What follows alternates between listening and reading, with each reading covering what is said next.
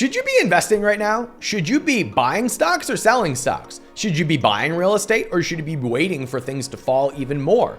These are the questions that I asked my mentor, JP Newman, who has hundreds of millions of dollars in investments. We did an entire podcast about how to invest in uncertain times like this and exactly what he is doing during a market like this. And I'm using what he says as sort of a filter for how I make my decisions during this current downturn. This was a podcast we recorded for the Investing on Purpose podcast. We don't share all these episodes on this channel, but if you want to see all of the episodes that JP and I record, just subscribe to the Investing on Purpose podcast. Enjoy.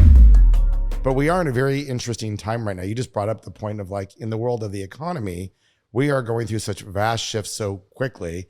And I always say the comedy of human beings, no matter what part of the cycle you're in, is you always have this irrational fear or irrational exuberance at the top, and you make these really stupid bets. And there's always irrational fear at the bottom that it's a depression that's never going to end. And I think right now, Ryan, we're in a moment where we're basically in that moment of exuberance is turning to fear as we speak. Yeah. Where do you think we are in that? Like, I have a lot to say about this. Yeah. But where do you think we are in the downturn? Well, I think it's just beginning. You do? I do. I think this has been overdue, this correction. I think that we're down. Stock market's down 40%. Yeah. Almost 50% in the NASDAQ. So and you think we're just beginning? I do. It doesn't mean that things are going to crash. Remember, I'm not trying to spread that irrational fear at the bottom thing. But we were just so overheated for so long. And I think that when you print trillions of dollars, sometimes it's not good. And it does cause that inflation. And so it's a cycle that, and again, this is really healthy capitalism. Capitalism, of course, capitalism is cycles. And I think it is healthy. I hate to see the pain it causes on some people. I was asking, my housekeeper has been a big crypto investor and she did really well. It actually was like life-changing crypto. I asked her, what did she do? And she's holding on. And so, those are the people, I know how important that was to her. Basically, her savings got wiped out during adjustments. And that's disturbing. So I have a different opinion because I think that when, we're down, NASDAQ's down 40-ish%. Dow Jones is down about 35. Crypto's down 75. Oh, yeah. So I think that when we're down 75 or 40% and people are saying, oh, it's just the beginning, I think that's when we've overcorrected to thinking, oh, it's never going to end. Oh, I agree. So I think we're actually like 10 to 20 points from the bottom. So I think the stock market will probably fall another 10 to 20%.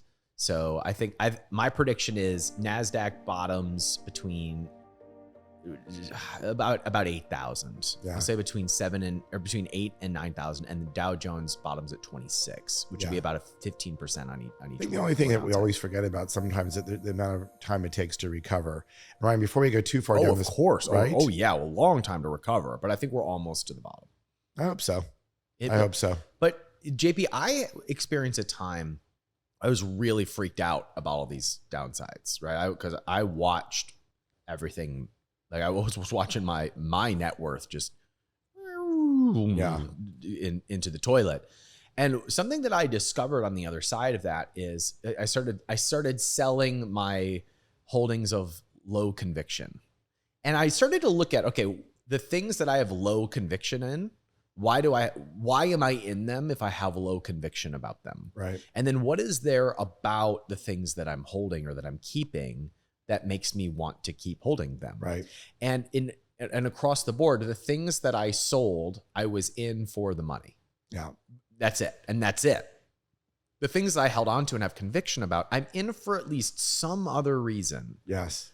And it's not that there's not financial incentive or financial decision-making behind it, but that there's always some other reason for holding it. Mm-hmm. For example, I've got one investment in my portfolio that financially has done really well, and I'm keeping it.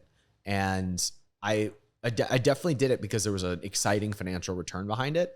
But even that one, there was a team that I wanted to connect with. There was a team that I wanted to build a relationship with, which made me interested in the project for something more than just the short-term financials of it. Right. And I just noticed that trend across the board, and it made me wonder what my life would be like if I only invested for meaning and for other reasons behind finances. I think I would have a very low stress life. Yeah. And a very meaningful one. And I suspect that I might make more money too. Yeah.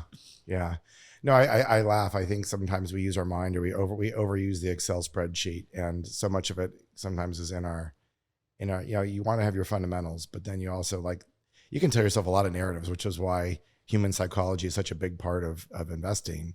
But the idea of using your gut, your mission, your why, even if you fail, I would say, I got hit pretty hard on Luna, which was that crypto that but I didn't mind. I mean, not that no one likes losing money, but I was really interested in this idea of what it stood for. So even though it kind of sucked to lose, and you never want to lose, it's always more fun to make money. But because I actually had some actual genuine interest in the potential of the product, for some reason, it's not bothering as much as one that you're just pure speculation, like Pepsi Cola. If I had bought stock in Pepsi, where you're just kind of trading things just because. I own a lot of Pepsi. Did something happen? No, don't worry. Okay. I just got back from Europe. Everyone is drinking and smoking. It is all good. I can't believe how much Pepsi they drink everywhere. Well, JB, I'm reading a book right now. I'm telling everybody about this book because the premise of it is so interesting. The book is called Why Greatness Cannot Be Planned. A friend of mine recommended that I read this. And it's written by these two AI scientists who run a bunch of computer simulations and models about goal setting.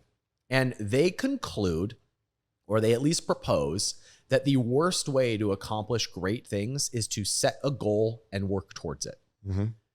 And you hear that and you're like, what? Sounds so counterintuitive. That doesn't make any sense at all. Of course, the best way is to set a goal and work towards it. But if you think about it in the context of this conversation, the idea of setting a goal and working towards it is the idea of, I want to have $100 million, so I will pursue it, and I will pursue the things that are most advantageous financially for me to have $100 million net worth. Yeah. That's how that logic gets played out. And what we're talking about here is the things that I sold off, or the things I was just in for the perceived financials of it.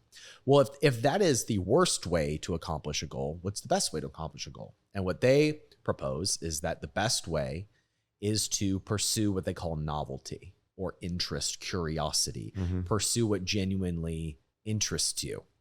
Novelty is newness, surprise, which on the surface doesn't make any sense at all. It doesn't make any sense at all why pursuing surprise would be the best way to accomplish a goal. They talk about a test that they ran where they put these robots. Imagine a Roomba, and they programmed the Roombas differently. One Roomba was programmed to reach an end point, and they put it in a maze, and it was go to this end point. Your job is to get to this end point. The other Roomba was programmed to pursue novelty, things that were new.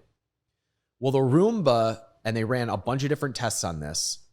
The Roomba that was told go pursue this goal just kept running into the same wall over and over and over again because it's close to the destination. So it's going donk, donk, donk, donk, trying to get to the destination. Right. But the Roomba that's pursuing novelty goes donk. Oh, I got to pursue something new. Donk. Oh, this is interesting. I'm now in a hallway. And is just pursuing newness and eventually gets to the end because it pursued something surprising, something that hadn't done before. And in my own life, I'm trying to find a hole in this logic because it shouldn't be true. But in my own life, when I pursue something that's new, my energy goes up, my curiosity goes up. Yeah. I am somehow able to connect it to business or connect it to a new idea. And like a sponge, I'm absorbing all of this. Yeah. Even my interest in Web3 and crypto was just a genuine curiosity of like, how is this going to Which is my exact point about when you have a genuine curiosity. Yeah. And now I feel like I'm ahead. Yeah. When you talk about this, Ryan, it kind of reminds me of, because I think we take of like this idea of money and then like the basics. We've all heard this point about the laws of attraction that, that a lot of times it's not what you say or what you think. It's like kind of the energy behind it. I think what you're talking about sounds a lot like literally merging the idea of a business, like a business goal or mission, with law of attraction. And I can only tell you, I found it, whether I like it or not. My best successes sometimes come just because I'm naturally curious. And some of my worst failures have come from that Excel spreadsheet that it made total sense and logic, but lacked mission or lacked the curiosity or to be honest, lacked the purpose or passion. And I'll give you an example if it's okay. Yes. You know, I decided 4 years ago, you know, I saw a emerging trend in real estate where I got out of apartments and I started doing some senior living. I actually owned some memory care centers and what have you. And it was kind of like everything that could go wrong has gone wrong. As well as I've done in my business for Thrive, this is just one asset class. Of course, we've gone through a pandemic, which has not been good for caring for old people. Unfortunately, we've lost a quarter to half of our people there. Wow. But beyond what happened with the pandemic, what I realized in hindsight is I never had a passion. In fact, when I'd go into these places energetically, when I go to Chicago or Austin, it was actually repulsive to me, not only because it was an energy I was not only not interested in, it was actually an energy that was like, it's very hard to watch people losing their memory and their identity. I can't think of anything more sad. And so I didn't want to go to my own centers. Now, if it's workforce housing and we talk about everything we've talked about in the past, Ryan, I'm like all for, I have a vision of what it looks like.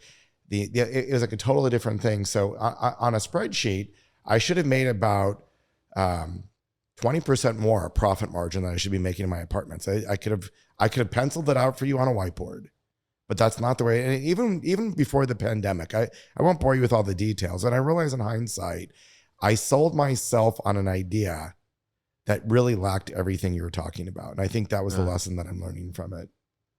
And everything that we're talking about is the curiosity and the interest and the passion. Is that what you mean? Absolutely. It's funny that you bring up intuition or intuition, passion, curiosity. It was never a topic I was really interested in. It just looked good on a spreadsheet. It just looked good on a spreadsheet. It looked like a nice move to do as for a risk adjusted return. I just didn't even realize in that moment. It's sometimes you got to get hit in the head by a 2x4 to realize that that's kind of where I was coming from. I wasn't even consciously doing it. The major financial ouches that I have made, and I have several, and I mean, I lost at least $1 million. There were several of them. All of them, I started only for the money. Yeah. All of them I did because they made sense or because the return justified what I was doing. Yeah. Every single one of them. And the things that have worked out the most, I had the least attachment to the money. Yeah. It's wild. It is wild. And in some way, I wish it wasn't so. But now that I'm realizing it, it's actually very liberating to think about. Yeah. Because I can't tell you how much energy I have spent in my young life thinking about how to maximize the money. Yeah. And it's never exciting to think about. It's kind of like I actually feel stressed thinking about it. Yeah. But if I'm just pursuing my own curiosity, it's actually this very liberating feeling. But I'd say, I'm going to add to that, Ryan, though, because I think that, curiosity and everything you're talking about is important. I also think, though, intuition, I think when you marry that idea of energy, interest, curiosity with, like, how many deals have you done now at this point? It's very different what you did at 26 versus what your ability to do. You can look at a deal. I can bring you a deal right now and you can say yes or no in about 2 minutes. Your gut will tell you. I can look at any real estate deal and it's gotten so fast in my head. I know the answer in about a minute right now, what to do, whether it can be worked or not. So I would say if you marry the skill of both, I mean, you marry the skill of intuition with your experience, a deal experience, but then you're also paying attention to that aspect of it. And there's one more piece I want to throw at you that I think fits in this that I've also had to learn the hard way. The law of attraction or the law of curiosity or interest also relies to your business and your partners. So many times it's almost like dating. It's like you try to project on that first date how great that person is, and maybe you realize by the second date they maybe weren't exactly who you thought they were. I think a lot of times because we get so excited with an idea of who the person is. That's true. I've actually learned, like, if you actually marry those things of bringing in the deal with the curiosity, the passion, and then really, really taking a look, is this team or is this partner really not like who you think they are on a first date, but you really get a feel for them and say, that's the person that ultimately not only can execute it, they share the energy, but they also share the skill set. I really learned this because sometimes I just did a $50 million deal where we shared the energy, but his execution was a little rough. And I kind of knew it and kind of, I was in first date mode versus second date mode. And I wish I was in second date mode. So we learn incredible experiences from our mistakes, but I really think in hindsight, the winning formula would be those items all put together. So it is mind and heart combined in some beautiful way, in my opinion. So you've experienced the same thing where if you are too mind driven, too logic driven, financially, it hurts. Oh yeah. And so we're going through this time right now where it feels very uncertain. And the lesson that I hope to take away from all of this is that regardless of if we're in the next bull market or we have more downside, that I never compromise that again. Yeah. And I propose that I propose to myself that if I follow that as a rule, that the rest will kind of take care of itself. I can only tell you, it's back to that law of attraction, that's completely correct. In my life, that's what I experience now.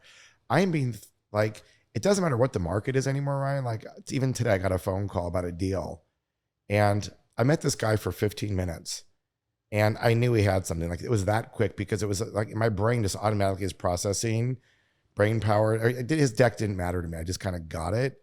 And then he tells me today, one of the top people in the world just endorsed him this week, but it didn't surprise me. And he called me back. He's like, I want you to be like an early investor in this thing. And I just felt like, so it doesn't matter the market. It's almost like once you put that out there, people also feel your energy. Why did he call me? I mean, I'm not going to certainly be one of his biggest investors. But I knew. I want you to say more about this. What do you mean when you put it out there? I'm 50% picking up what you're laying down, and I want to get the other half of this. People are the law of attraction. People get attracted to you. And so when people feel that you're actually like, they can feel your energy when you're transmitting something like, I get your deal. I think I knew in 15 minutes that he was onto something special. I knew, and I've seen this thing could. And what does special mean to you?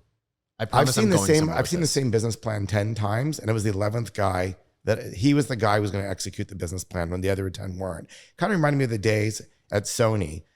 Things always went in trends. If people were doing puppy films, I'd see 10 puppy films, and I don't know why it is, but things like go in cycles. Like I would see the same ideas happen within like groups. But in this case, I saw the same idea, which is basically this new idea of going into deeper states of happiness and healing and mind brain waves through somatic, which is sound healing. And a bunch of people are doing this. There's a bunch of different people are doing this different ways. I've seen a bunch of demos. I just knew his energy, his experience, and this is exactly what I learned from my Sony days. He was the guy who was going to win because of his vision, because of his energy, and also his brilliance kind of combined together, that he'd be the one. So when he called me today out of the blue and told me like the number one person in the world in this area just endorsed him, and he's going to do something, and it's like pretty cool. It didn't surprise me, but it didn't also surprise me that he called me out of the blue. And he didn't even ask me for money today, which was interesting. He wanted me to know. And he's met me for 15 minutes. The other deals that you looked at and passed on, were they financially driven or heady in some way? They were more heady. And I knew, I can't explain to you why. I'm trying to get too woo on you right now. But when you've done this enough, you can look someone in the eyes, you can see their product, and everything you're talking about as far as that underlying passion, energy, your gut will inform you. If you actually, and it's a muscle, just like your bicep. I follow. You just get so informed so quickly on the right answer. And most of the time it's no, by the way. Like most of my answers are no. It's not something I want to do. But I'm getting very, very quickly informed on like, and I'm almost right. Well, I won't say all the time, but I've got a pretty keen, I've worked that up, and it happens to me all the time now. Yeah, I'm going to try and process this out loud of what I'm understanding you saying. When you say put this out there, you're actually looking for something. You're looking for the heart or the operator. You're looking for that thing below the surface, beyond just the numbers and the strategy. You're looking for the person behind it, the heart behind it, the purpose behind it. And this person has that, and you recognize that in each other. Remember, the transmission with energy, it goes both directions. Yeah. That's why he called me, because he also on some level wants an investor that not only, it's not just about the money, but he wants someone like, and I think a lot of people want this. You want mission aligned investors, particularly in the beginning. Otherwise bad things can happen in your company too. You know, somebody wants, it's the wrong kind of money. I think people who are mission aligned or social impact entrepreneurs who have a great mission and who also are visionaries, they're looking for, whether they know it or not, if they're that kind of tapped in, the law of attraction is going to bring the right money together with the right business plan. Does that make sense? I mean, it makes sense. It makes sense. I mean, I know it sounds strange. It just keeps happening. So it tells me like there's something about this that actually makes sense. Well, I think, I mean, just to bring this home, the central theme of this is we're both expressing that when money is the driver, it just is a crapshoot. It's a soul driver. But when we are motivated by something else, and we can talk about what that something else is all day long, those are the things that actually bring us closer together, end up working and being financially prosperous. And what I would say, Ryan, like if somebody wants to develop this on a bicep, because I know we're supposed to like also have some good tips here, because it sounds like, again, so what do I do with this if I'm in the audience? And I think going back, Ryan, to kind of ultimately knowing as a human being and as a business person, what are you trying to accomplish for your company? And then, you know, you might, if you're lucky enough, you've gotten to the point where you know what your personal legacy is. There's really a lot of themes I find in my life between my personal why now and my business why. They're not that different. And I think the more you actually develop that muscle of kind of knowing like what interests you, like for instance, for me right now, a lot of it's about communities. So I just got back from 12, I think I told you I was 12 days and I was at a conference with kind of a lot of high energy business leaders that I would describe that are exactly these. They're brilliant geniuses who are already having their first, second, or third successes. And they're definitely balancing exactly what we're saying, their intuition, their heart, their mission with dynamic brain power that's creating. So like community is important to me on every level, whether it's my real estate communities, my personal communities, like building strong foundational communities where human beings can connect seems to be my why.